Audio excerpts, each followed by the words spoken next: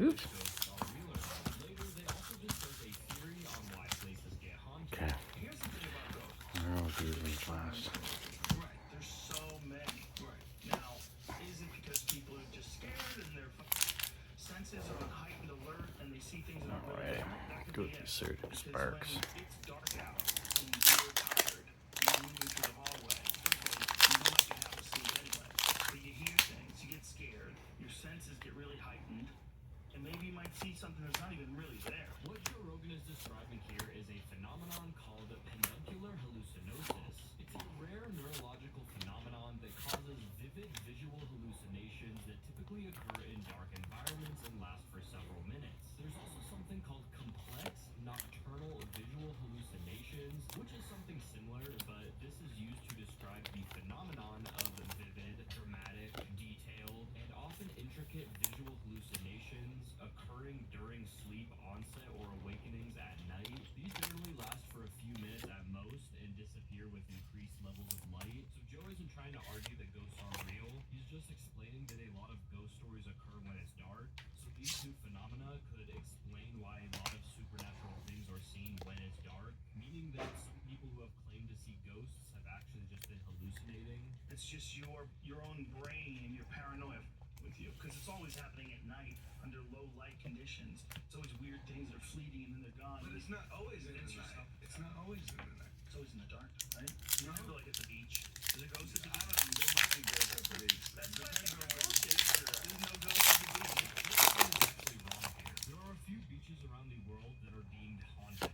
One, for instance, the Dumas Beach in India, is very well known for its black sand and its reputation for being haunted. Local folklore claims that the beach is possessed by spirits of people cremated there in the past. It apparently was once a Hindu burial ground. Many visitors have heard disembodied whispers, sudden chills, and inexplicable sand movements. But again, most of these stories say that it's only haunted during the night. So is it really haunted, or is it just people who have been hallucinating? Here's an argument for something haunted that comes to Hollywood, because it used to be Ciro's nightclub. It used to be owned by Bugsy Siegel.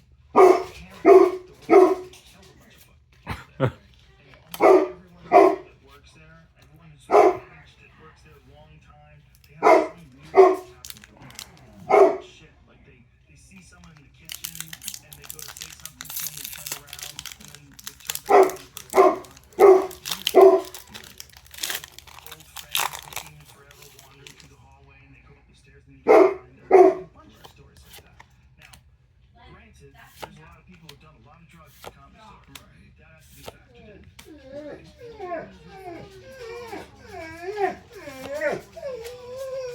Opened in the 1970s, but the building was built in the 1930s. It was originally a nightclub, and it's said that the mafia used to be involved with the business. Now, there's an author who used to be a waitress at the Comedy Store who claims that the Comedy Store is haunted from basement to the rafters. The author has previously told stories about her paranormal encounters. She claims that each night before they opened, all of the waitresses would set up the tables. You know, they would put on tablecloths, ashtrays, glasses, etc. And she said that there were many times where a waitress would set the table, would leave for a little bit, they would come back to the table, and the tablecloth would be taken off the table and sitting there folded. Not to mention, most comedians who have performed at the Comedy Store all have their own paranormal encounters. There's so many stories worldwide of ghosts. I don't think it's impossible to. I think it's possible that things leave a memory, right? Like maybe if you hate someone so much, you leave a memory on the space. That's a stone tape theory. Yeah. So what? Stone tape? Yeah. Stone tape? Yeah. So that the energy of a life is like left on material shit. Right. The bricks on the wall. Yeah. Or the curtain here. Right. You know, I don't know if that's stone tape theory. Don't quote me on that. Can you look up the stone tape theory for me? Stone tape. Post Malone refers to the stone tape theory to try and explain why people say that places have memories. It's a common phrase that paranormal investigators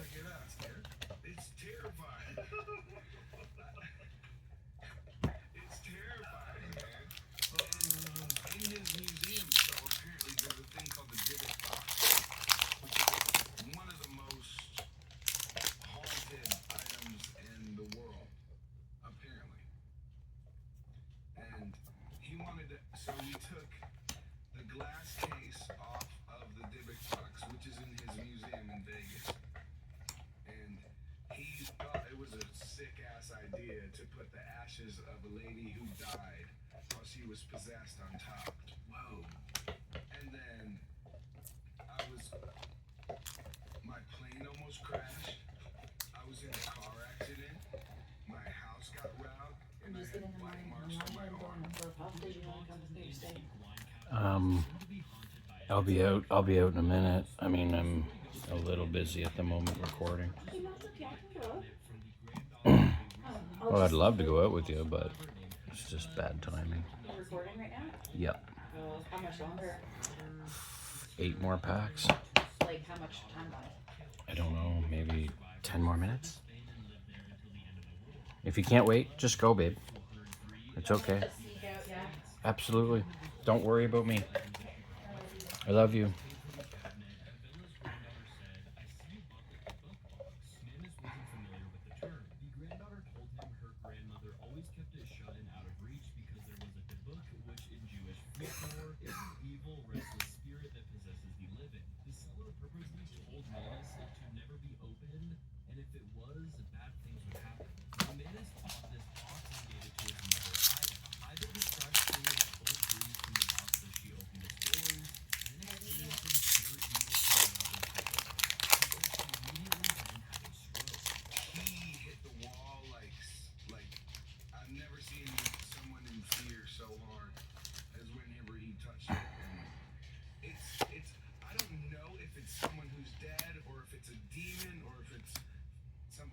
Dimensional, but it's something there that goes bump in the night, I suppose. On the Joe Rogan Experience number 2020, featuring Python Cowboy tells Joe Rogan how he found a satanic ritual site. Now, Python Cowboy is known for removing invasive species like pythons and iguanas from the Florida Everglades. He also documents his work on his YouTube channel. Now, Joe and Python Cowboy first get into a discussion about the Florida Everglades, where Joe says that it would be a really good place to hide stuff. Now, Python Cowboy tells Joe about some things that he has found in the Florida Everglades. I found vehicles that were used in crimes dumped out there. I've found dogs from dog fights that were dumped out there. I've found animals that have just been dumped. I've found very intricate and mind-blowing satanic rituals and sacrifices out there. What? Oh yeah. So I found different stuff before, you know, I'll find maybe see where someone's doing some voodoo, some Santa Maria, sacrifice chicken, whatever. All that's like kind of normal out there. That's not that crazy.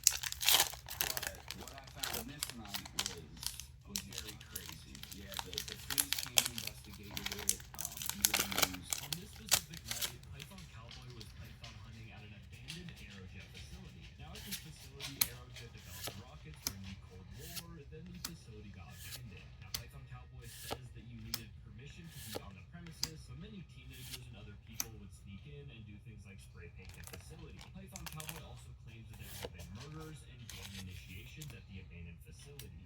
Yeah, it's a whole thing. So we go out there. The first thing I came across was a big rock pile with a upside down wooden cross on top and a bunch of red spray painted upside down crosses all over.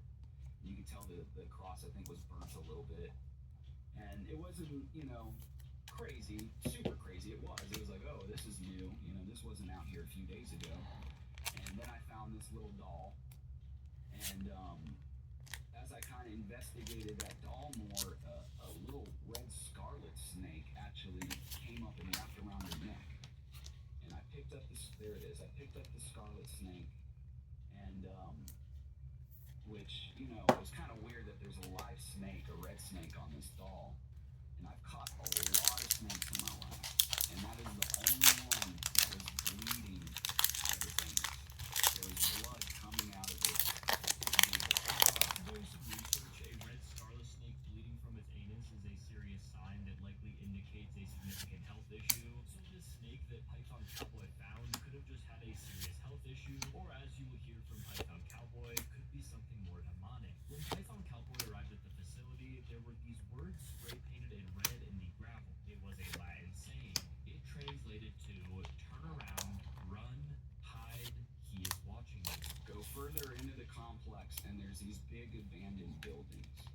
I go into the building, still just python hunting. Like, who knows what these kids are doing out here. I thought it was strange, the Latin. Your average kid just messing around don't know Latin sayings like that. And then I come to this big room where there's the big pentagram. In the middle of the pentagram, there is a three-legged plastic chair with a blood stain in the bottom of it where you can tell something was killed, sacrificed, whatever. On each wall, there's 3 walls. On each wall, there's upside-down crosses, Latin sayings, and all kinds of stuff. As I'm kind of walking into the room, which, I don't want to sound like a psycho or anything, but that doll from earlier grabbed my leg.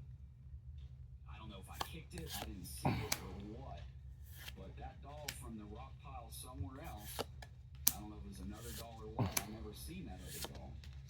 I kick it, it seemed like it grabbed me, it's that same doll from earlier, same thing with the cross on its forehead, the one eye cocked over, the other eye messed up. So Python Cowboy was in a large room with a pentagram on the floor and a chair in the middle that has a blood stain. Not to mention the doll in there that apparently grabbed his leg. Now, probably the scariest part from this story is the writing that was next to the pentagram. Saying on the ground that says, "The omen will follow," which to me was like the creepiest thing of the whole thing.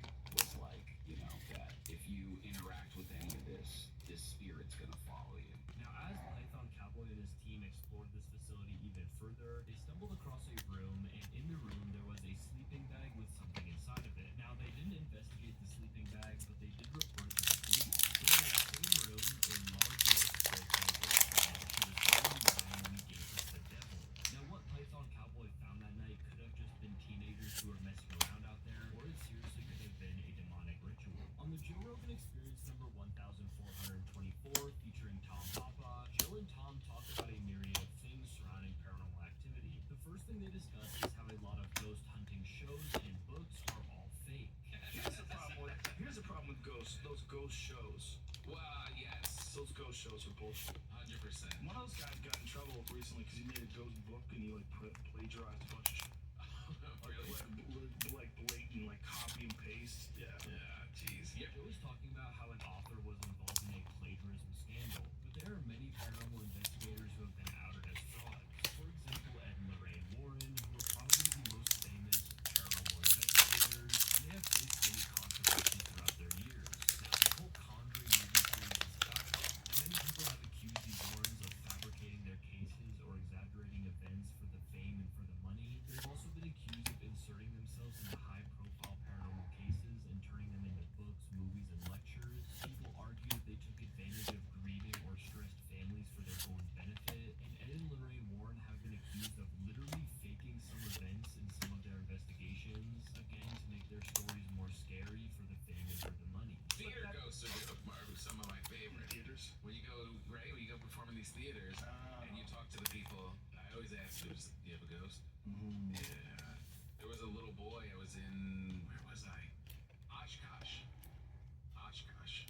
And there was an old theater, and the guy who runs the theater said that, there's legendary, they keep talking about, there's like 3 ghosts in the thing, and they're having a cocktail party upstairs in this like cocktail lounge off the balcony, and this guy's son ran into the balcony, and he's talking with people, he goes, I gotta go get him, and he goes in there, and the kid's leaning over the balcony, talking to the stage, having a conversation with someone. He's like, yeah, no, this is my dad. He wants us to go down there. Who wants us to go? That guy. He wants us to go down there. The thought about that with little kids is that little kids have not dulled all of their senses with the pressures of the world and all the other information that we carry around our heads and all of our ideas of what's real and what's not real, and that little kids are open more, and then they can see things. Now, there are a few reasons why children could see ghosts more often than adults. Like Joe Rogan said, it could be because children don't have as much real-world experience and they don't know what's real or not real. An adult could see something quote-unquote paranormal but not think much of it and brush it off. But if a child saw something, they're more likely to believe what they saw. Another highly probable explanation could be that kids have highly active imaginations and often blur the line between reality